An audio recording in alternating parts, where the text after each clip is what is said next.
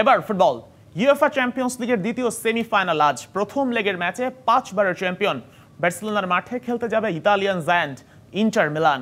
তবে স্পেনে চলমান বিদ্যুৎ বিভ্রাটের কারণে নির্দিষ্ট সময়ে ম্যাচ শুরু নিয়ে দেখা দিয়েছে শঙ্কা। সব ঠিক থাকলে ম্যাচ শুরু হবে রাত 1টায়। স্প্যানিশ লা লিগা লিডার বার্সেলোনা প্রস্তুত ইতালিয়ান সিরিয়ার সেকেন্ড পজিশনে থাকা ইন্টারন্যাশনালকে আতিথ্য দিতে। উড়ন্ত ফর্মে আছে বার্সা, দেখছে ট্রেবল জয়ের স্বপ্ন। বিপরীতে ইন্টারের মূল ফোকাস এখন চ্যাম্পিয়ন্স লিগ ঘিরেই। হান্সি ফ্লিকের বার্সেলোনা স্বপ্নের মতো সময় কাটাচ্ছে।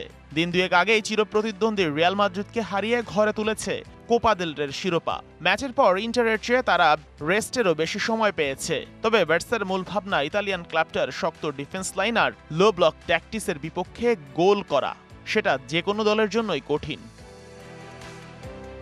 স্ট্রাইকার রবার্ট লেভানডস্কি আর লেফট ব্যাক বালদের ইনজুরি বেশ ভোগাবে বার্সাকে। বালদে না থাকলে ব্রাজিলিয়ান উইঙ্গার রাফিনিয়ারও খানিকটা বেগ পেতে হয় পারফর্ম করতে।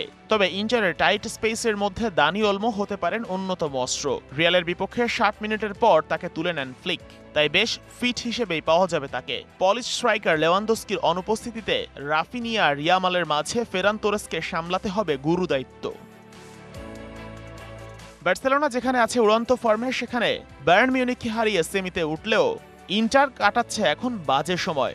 হেরেছে পরের 3 ম্যাচেই। এসি মিলানের কাছে হেরে বাদ পড়েছে কোপা ইতালিয়া থেকে, আর বোলোনিয়া ও রোমার কাছে হেরে লিগ টেবিলের শীর্ষস্থান হারিয়েছে নাপোলির কাছে। লিগে কামব্যাক করা এখন সহজ হবে না, তাই ওদের মূল focus. French defender Benjamin Pavard ছিটকে গেছেন ইনজুরিতে। স্ট্রাইকার লাউতারো মার্তিনেজের পার্টনার মার্কাস থুরাম ম্যাচের শুরুর একাদশে থাকতে পারবেন কিনা সেটাই বড় চ্যালেঞ্জ। এখন পর্যন্ত দুদল মুখোমুখি হয়েছে মোট 6 বার। বার্সার জয় 3টা, ইন্টারের 2টা, বাকি 1 ম্যাচ হয়েছিল ড্র।